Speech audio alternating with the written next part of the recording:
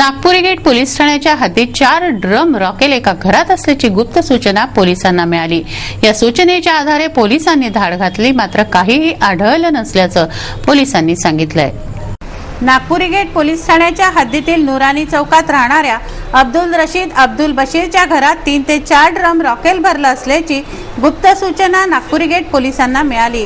निवडणुकीच्या व सणांच्या पार्श्वभूमीवर या सूचनेची दखल गांभीर्याने घेऊन पोलिसांनी अब्दुल रशीदच्या घरी धाड टाकून झडती घेतली, मात्र घरात रॉकेल सापडलं नाही। ती सूचना चुकीची असल्याचं पोलिसांनी सांगितलं आहे। काँग्रेसचे उमेदवार रावसाहेब शेखावत यांनी चौबळवाड्यात कार्यकर्ता मेळावा घेतला। राजस्थानचे माजी मुख्यमंत्री गेहलोत या मेळाव्याला प्रामुख्याने उपस्थित होते। त्यांनी कार्यकर्त्यांना मार्गदर्शन केलं। चौबळवाड्यातील शहर काँग्रेस कमिटीच्या कार्यालयात रावसाहेब शेखावतांनी कार्यकर्ता मेळावा घेतला। राजस्थानचे माजी मुख्यमंत्री अशोकजी गेहलोत यांनी मेळाव्याला मार्गदर्शन केलं। शेकडो कार्यकर्ते मेळाव्याला उपस्थित होते। इस विश्वास के साथ में आप सबका आशीर्वाद, आप सबका सहयोग, उनका समर्थन उनको मिलेगा और दोबारा वो यहाँ से कामयाब होकर जाएंगे। अब तो आपने उनको 5 साल देख भी लिया है कि पिछले चुनाव में जीता दिया आपने। एक नौजवान थे वो, और नौजवान अभी मेरे बारे में कह रहे थे मैं मेंबर पार्लियामेंट बना तब मैं 28 साल का था। अभी तो मैं जो मुख्यमंत्री बना उसके पहले मैं केंद्रीय मंत्री बना, इंदिरा जी के साथ में, राजीव गांधी जी के साथ में, राव साहब के साथ। मैं 3 बार प्रदेश कांग्रेस का अध्यक्ष रहा राजस्थान का। एक बार मैं एआईसीसी का महामंत्री बना। हमेशा मैंने बात कही कि जब कोई युवा को अवसर मिलता है तो उसको मालूम है कि मुझे एक बार आशीर्वाद दिया, मैं कामयाब हो गया। अब अगर मैं 5 साल से काम नहीं किया मैंने, तो अगली बार मुझे जनता नहीं पूछेगी। ये सोच के हमेशा वो मन में भाव रखता है और जम के काम करता है। राव साहब ने कोई कमी नहीं रखी काम करने की। आपने देखा, मैंने पूरी पुस्तिका देखी अभी आते ही, तो मैं समझता हूँ कि बहुत शानदार काम किए है।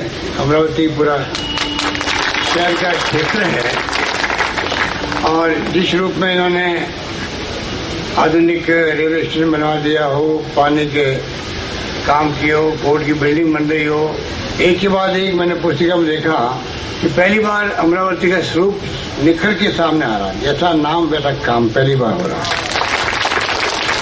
अमरावती का नाम तो पूरे देश के अंदर चर्चित है, नाम भी इतना प्यारा है, तो काम इतना प्यारा नहीं था जो इन्होंने करके दिखाते। अब आपके ऊपर है कि आप कैसे जो मेहनत आप कर रहे हैं। आप सब कार्यकर्ता और प्रमुख जन इकट्ठे हुए हैं। आपके ऊपर हम तो खाली जिम्मेदारी डालने के लिए आए हैं कि आपको ये सीट निकाल के लाना ही है, ये आपको अपील करने के लिए हाजिर हो रहे हैं। इसलिए मैंने कहा उनकी कथनी में करने में अंतर है। एक बार हवा खड़ा कर दिया, सोशल मीडिया का पूरा दुरुपयोग किया जो राजीव गांधी लेके आए थे, और आईटी, कंप्यूटर, मोबाइल फोन आप सबके जेब में हैं। एक इतनी बड़ी क्रांति है, आज हम पूरी दुनिया से जुड़े हुए हैं। तो राजीव गांधी की देन थी। आज आपकी मीटिंग चल रही थी, पूरी अमेरिका देख सकता है कि वहाँ मीटिंग में बैठे जिला कांग्रेस के दफ्तर के अंदर कौन कहाँ बैठा हुआ है। ये जो क्रांति हुई है कैसे हो गई है, उसका दुरुपयोग किया मोदी जी ने, नौजवानों को गुमराह कर दिया। अब धीरे धीरे ये बातों की पोल खुल जाए। हमें आपसे इतना ही कहना है कि कांग्रेस पार्टी ऐसी पार्टी है जो इस देश की आत्मा में बसती है। इस देश में आत्मा में मैं इसलिए कह रहा हूँ कि हिंदू, मुस्लिम, सिख, ईसाई हजारों जातियों के लोग रहते हैं, बोलियां हजारों हैं, भाषाएं आप देखते हैं तमिल, तेलुगु, मलयालम, बंगाली, पंजाबी, गुजराती, मराठी, क्या लिखा हुआ पता ही नहीं पड़ता है। आशीर्वाद उनको मिला विदर्भ के लोगों का, और पूरी आंधी चली पूरे मुल्क के अंदर। अब भारी बहुमत से आपने उनको वापस प्रधानमंत्री बनाया था, वो भी हमें याद है। इसलिए मैं कहना चाहूंगा अभी जो माहौल है उसे कोई घबराने की जरूरत नहीं है। वो माहौल उस वक्त था तब हमने राजनीति शुरू करी थी। इतनी कठिन माहौल था और लंबा अरसा देखा हमने, 40 साल देख रहे हैं हम लोग। जेपी के आंदोलन चले थे कोई जमाने के अंदर, पर कांग्रेस के पक्ष में उसकी नीति है, उसके कार्यक्रम जो गरीबों के लिए है, आम लोगों के लिए है, छत्तीसगढ़ी कौम के लिए है, सभी धर्मों का सम्मान करके चलने वाली पार्टी है।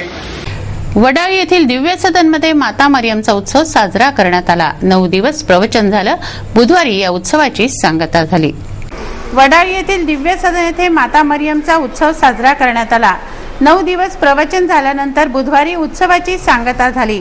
Father Onvil, father Rajesh, father Pradeep, Alex Gonsalves यांनी 9 दिवस प्रवचन केलं।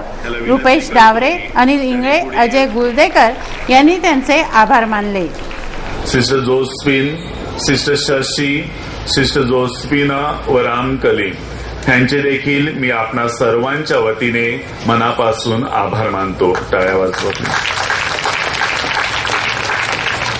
मिस्सा बलिदानामध्ये सहभागी झालेल्या father Mario, father Cyriac, father Sami, father Rupesh मानतो। अवघ्या काही दिवसांवर मतदान आल्याने प्रत्येक पक्ष आपल्या कार्यकर्त्यांना मेळाव्याद्वारे मार्गदर्शन करतोय। पक्षाचे दिग्गज मार्गदर्शन करण्यासाठी येत आहेत। रात्र वैराची असल्याने कार्यकर्त्यांना डोळ्यात तेल घालून राहायचं आहे। शिवसेनेच्या वतीने कार्यकर्ता मेळावा घेण्यात आला।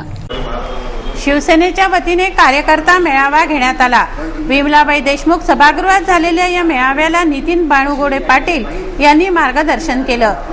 शिवसेनेचे उमेदवार प्रदीप बाजड, खासदार आनंदराव अडसूळ, प्रशांत वानखडे या मान्यवरांसह मोठ्या संख्येनं कार्यकर्ते मेळाव्याला उपस्थित होते। लोकशाहीमध्ये निवडणुका यासाठी घेतल्या जातात की 5 वर्ष आम्ही आमचं भवितव्य कुणाच्या हातात सोपवणार आहे। आम्ही 5 वर्षात कुठे जायचं ठरवलं आहे।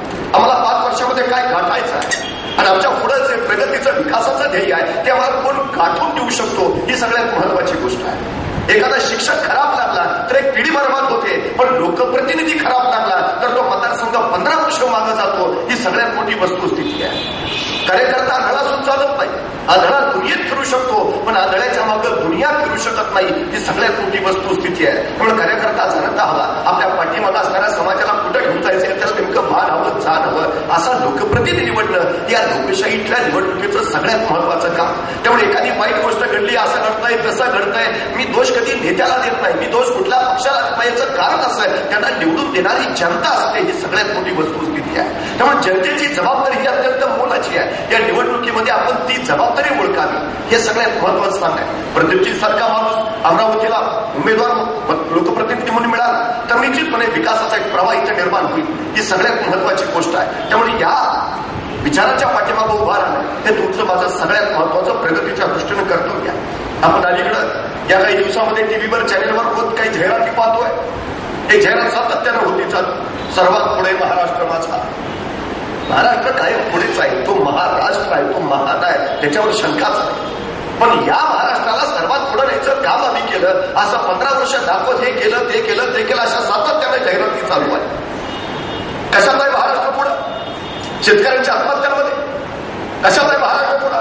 महिलांवरच्या अत्याचारामध्ये कशात आहे महाराष्ट्र पुढं? विजेच्या भारनियमनामध्ये कशात आहे महाराष्ट्र पुढं? तरुणांच्या बेरोजगारीमध्ये एवढे सगळे प्रश्न धडधडीत समोर दिसत असून सुद्धा आम्ही महाराष्ट्राला सर्वात पुढे गेलं असं ही माणसं म्हणतात तरी कशी, हा सगळ्यात मोठा विषय आहे। आचारसंहिता लागण्यापूर्वी तब्बल 30 दिवस रोज जाहिरात चालू होती, आम्ही हे केलं, आम्ही ते केलं, आम्ही हे केलं, आम्ही ते केलं। 50 कोटी रुपये रोजच्या जाहिरातीवर होता। या महाराष्ट्रावर 3,477 कोटीचं कर्ज आहे, ते फेडायचं राहिलं बाजूला। रोज 50 कोटी खर्च आणि तो पैसा सुद्धा जनतेच्या खिशातला, म्हणजे जनतेच्या पैशाने यांनी हे सांगायचं 50 कोटी रुपये खर्च करून की आम्ही हे केलं, आम्ही ते केलं। अरे तुम्ही जर एवढं सगळं केलंय तर ते सांगता कशाला? ते लोकांना कळेलच ना। काही लोकांना सवय असते, ते माझे वडील आहेत, ते माझे वडील आहेत, ते माझे वडील आहेत। अरे तुझे वडील आहेत तर लोकांना कळेलच ना, तू सांगतो कशाला? तुला शंका आहे का?